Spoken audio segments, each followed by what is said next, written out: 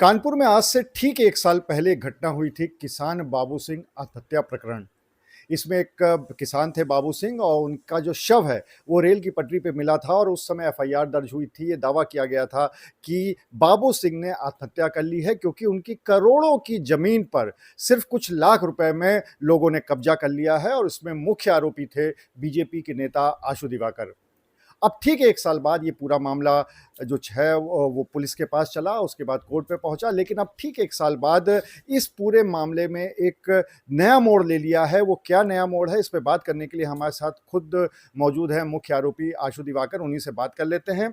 आशु जी, 1 साल हो गया है, ठीक आज से 1 साल पहले ही ये पूरा मामला हुआ था। आज आप कौन-सी ऐसी चीज़ लेके आए हैं? क्या बताना चाहते हैं इस पूरे प्रकरण में? सबसे पहले आपको धन्यवाद कि आप मेरे कहने से आप यहाँ पर आए, सच्चाई को जानने का प्रयास कर रहे हैं। 1 वर्ष पूर्व एक बड़ी दुखद घटना हुई थी, किसान बाबू सिंह जी की मृत्यु ट्रेन पटरी पर पाई गई। उस घटना को, उस हत्या को आत्महत्या का रूप दिखाकर कुछ लोगों ने मेरी राजनीतिक हत्या करने हेतु या हम लोग को इन्वॉल्व करने हेतु काम किया। इसमें सबसे पहले अखिलेश यादव ने इस मुद्दे को सदन में 3 बार उठाया, कई बार गए, उसके घर गए। राजा रामपाल पूर्व सांसद जो भी चुनाव लड़े हैं, उनके कई सारे साथी नरेंद्र, तो इन सब लोगों ने एक प्रोपोगंडा क्रिएट किया कि इस सच को कैसे भी दबाया जाए। लेकिन जैसे कहावत है कि सत्य हमेशा जीतता है, सच झूठ का सीना फाड़ के बाहर निकलता है और सत्य परेशान हो सकता है लेकिन पराजित कभी नहीं हो सकता। इस घटना को 1 वर्ष हो गए। इस 1 वर्ष में मैंने इतनी मानसिक यातनाओं का, पारिवारिक पीड़न का, पुलिस के पीड़न का इतना सामना किया कि इसमें मेरी पूज्य माताजी तक का निधन तक हो गया।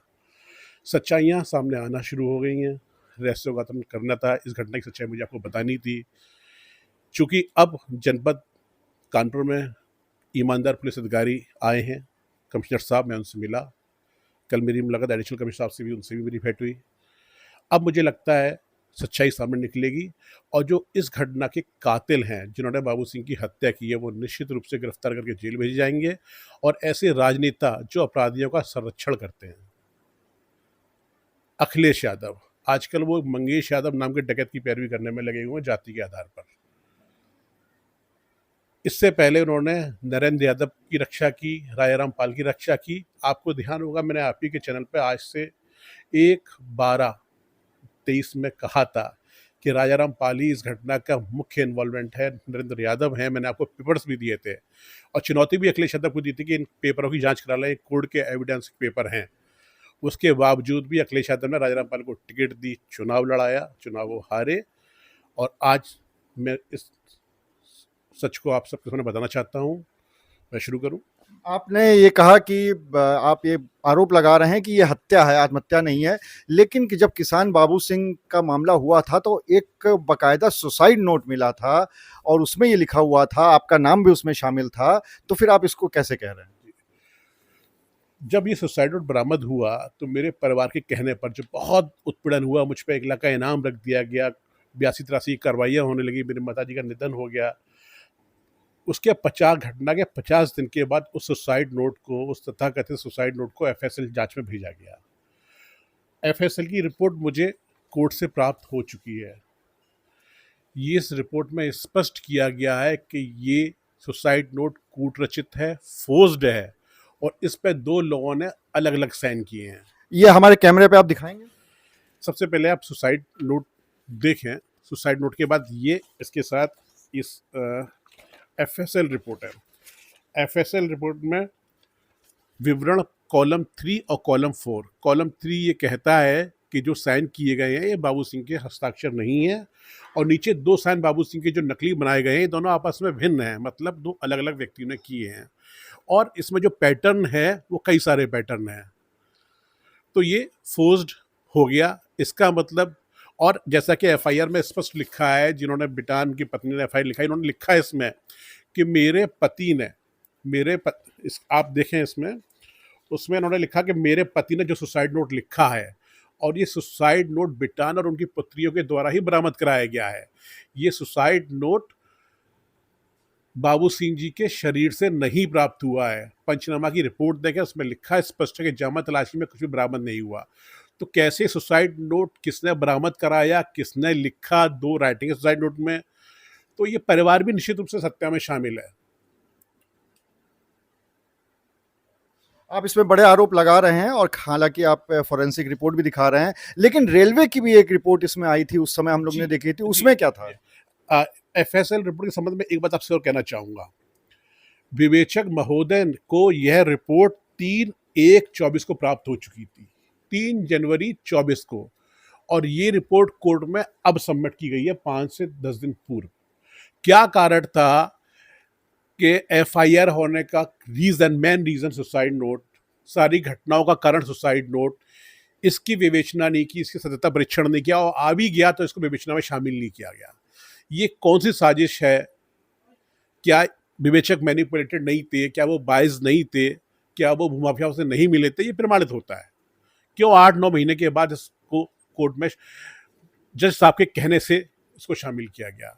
आपने जैसे दूसरा प्रश्न पूछा मुझसे कि रेलवे की रिपोर्ट, पंचनामा में एक फॉर्मेट होता है, एक सेट फॉर्मेट है कि घटना प्रारंभ, पंचनामा शुरू करने का समय, पंचनामा समाप्त करने का समय, और एक कॉलम होता है कि सबसे पहले बॉडी को किसने देखा और उसके अनुसार मृत्यु का कारण क्या है। मैं आपको पंचनामा दिखाता हूं।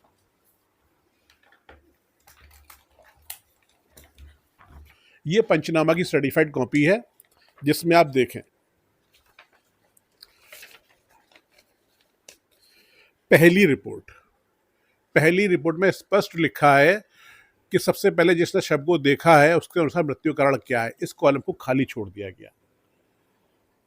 और जबकि रेलवे की अनटूवर्ड इंसिडेंट रिपोर्ट है, आरटीआई के माध्यम से हमने उस रिपोर्ट को प्राप्त किया, उसमें स्पष्ट लिखा है कि इस एक्सीडेंट का कारण, इसकी मृत्यु कारण सुसाइड नहीं है, आधार है। ये रेलवे की अनटूवर्ड इंसिडेंट रिपोर्ट है, ये आरटीआई के तहत हमने प्राप्त की है। इसमें स्पष्ट है कि मृतक बाबू सिंह ने सुसाइड नहीं किया था, मरने का कारण दूसरा है। अब मैं पंचनामा पर आता हूं।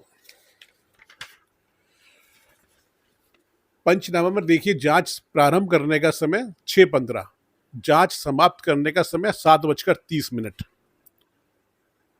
आपने मेंशन कर लिया।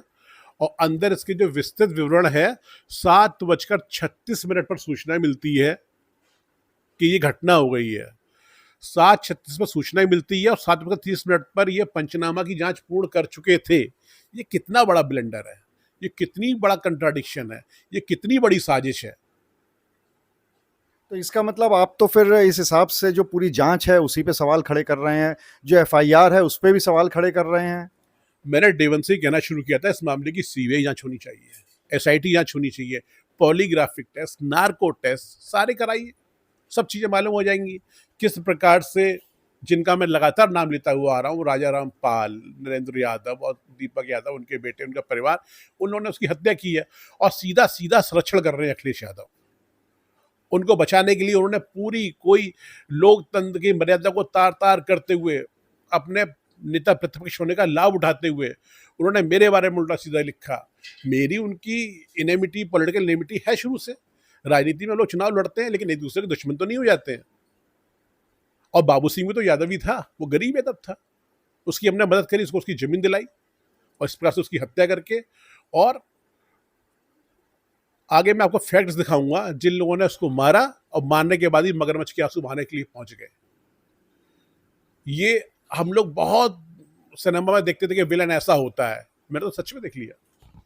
आप काफ़ी गंभीर आरोप लगा रहे हैं, जो राष्ट्रीय अध्यक्ष है समाजवादी पार्टी उनके भी, और जो प्रत्याशी रहे थे राजा राम पाल उन पे भी, और नार्को टेस्ट की भी बात कर रहे हैं और मांग भी शायद कर रहे हैं नार्को टेस्ट की।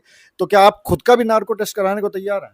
निश्चित रूप से मेरा होना चाहिए, उन लड़कियों को आना चाहिए। सुसाइड नोट कहाँ से मिला उनको, किसने लिखा, क्या जमीन पे किसने कब्जा किया था। नरेंद्र यादव ने कब्जा किया था, वो जेल गए। राजाराम पाल, जिनसे उनके पिताजी बाबू सिंह हमेशा लड़ते रहे, उनके खिलाफ शिकायतें लिखी। बाबू सिंह के मरने के बाद ही उनके अगले दिन उनके राजाराम के घर पहुंच जाते हैं, जिनसे वो लड़ते रहे। और मैं आरोप नहीं लगा रहा हूँ, मैं आपसे कह रहा हूँ, मैं आरोप नहीं लगा रहा हूँ। मैं एक भी पेपर, एक भी कागज अपने नहीं दे रहा हूँ। मैं आपको सारे कागज सरकारी अथवा न्यायालय के, कोर्ट के एविडेंसिक पेपर दे रहा हूँ। आरोप लगाने को तो मैं कुछ भी कह सकता हूँ, मैं साबित कैसे करूंगा? अखिलेश नेता प्रतिपक्ष ने आरोप लगाए, साबित कर पाए, कुछ कह पाए, कुछ प्रमाण दे पाए? उन्होंने मेरा कैरियर खत्म करने के लिए, हाँ, उनके प्रभाव से ये जरूर हुआ कि मेरी मां का निधन हो गया, मेरी माँ जानती थी कि अखिलेश नेता है, अखिलेश यादव नेता प्रतिपक्ष क्या कर सकता है, क्या मेरे बेटे का हल करेगा, कितनी पीछे उनके पास गुंडों की फौज है, अराजक तत्वों की फौज है, मैंट्री में कैसे रह पाएंगे, चिंता करती रही बेचारी, इस दुनिया को छोड़ के चली गई। लेकिन मैं डरने वाला नहीं हूँ। उनका जो पीडीए है, ये दलित उनकी दाल गलने नहीं देगा, हर जगह उनको खड़ा सामने दिखाई देगा। अब आगे क्या करने वाले हैं, क्योंकि अब तो ये मामला कोर्ट में है, जो आरोप आप लगा रहे हैं क्या उसके लिए भी कुछ करने वाले हैं? मैं कमिश्नर साहब से मिला, मैंने उनको पेपर्स दिखाए, कमिश्नर साहब ने मुझे आश्वासन दिया कि फेयर इन्वेस्टिगेशन होगी, इसकी जांच होगी, और जो एविडेंस मेरे सामने हैं मैंने उनको प्रस्तुत किए हैं। मुझे पूरा विश्वास है कि ईमानदार अधिकारी हैं, अच्छे अधिकारी हैं, सच सामने आएगा, जो दोषी लोग होंगे जेल के पीछे जाएंगे, और जो लोकतंत्र के नाम पर जातिवाद, परिवारवादी और अपनी राजनीति करते हैं, अखिलेश यादव तो अगर गरीब यादवों के भी हो जाते तो मैं उनको धन्य का मान लेता। बाबू सिंह भी तो यादव था, उस बेचारे की हत्या करवा दी, और हत्या करने के बाद उन्हीं का संरक्षण कर रहे हैं, और वो इतने बेशरम लोग मगरमच्छ के आंसू बचाने पहुंच गए हैं। मैं आपको एविडेंस दिखा रहा हूँ, एविडेंस देखिए, बात करिए, और यही एविडेंस लेके आप अखिलेश के सामने जाइए, अब राजनाथ के सामने जाइए, पूछिए ये आपका बयान कोर्ट में था कि नहीं था। अगर वो मुकरे तो कोर्ट में जाके देखिए। ये मामला आरोप प्रत्यारोप का है ही नहीं है, मैं सच्चाई लेकर खड़ा हुआ हूँ, मैं सच्चाई आपके सामने लेके आया हूँ। इस सच्चाई की काट कर पाए तो कर लें, और कर लें तो जो सजा आप देना चाहें मैं स्वीकार करूंगा। तो आशु दिवाकर का साफ तौर पे ये कहना है कि जो फॉरेंसिक रिपोर्ट आई है वो सरकारी दस्तावेज है, उसमें साफ तौर पे लिखा हुआ है कि सुसाइड नोट में जो हस्ताक्षर थे वो किसान बाबू सिंह के नहीं थे। इसके अलावा उनका ये भी कहना है कि जो पूरी जांच की गई है उसमें भी काफ़ी मैनिपुलेशन किया गया है, और वो नार्को टेस्ट की भी मांग कर रहे हैं, और वो इनका ये भी कहना है कि उनका भी कराया जाए, और साथ ही साथ जो दूसरा परिवार है, जो पीड़ित परिवार है, उसका भी कराया जाए। हालांकि अब ये पूरा मामला कोर्ट में जा चुका है, पुलिस इस पूरे मामले में चार्जशीट दाखिल कर चुकी है, और इसके साथ ही साथ आशु दिवाकर इंटरिम बेल पे बाहर हैं। अब ये पूरी प्रक्रिया कोर्ट के अधीन है और कोर्ट में ही चलेगी, और देखने वाली बात ये होगी कि क्या आशु दिवाकर के इन सारे सबूतों को, इन सारी दलीलों को कोर्ट मानती है या फिर नहीं। अनुराग अग्रवाल, TV9, कानपुर।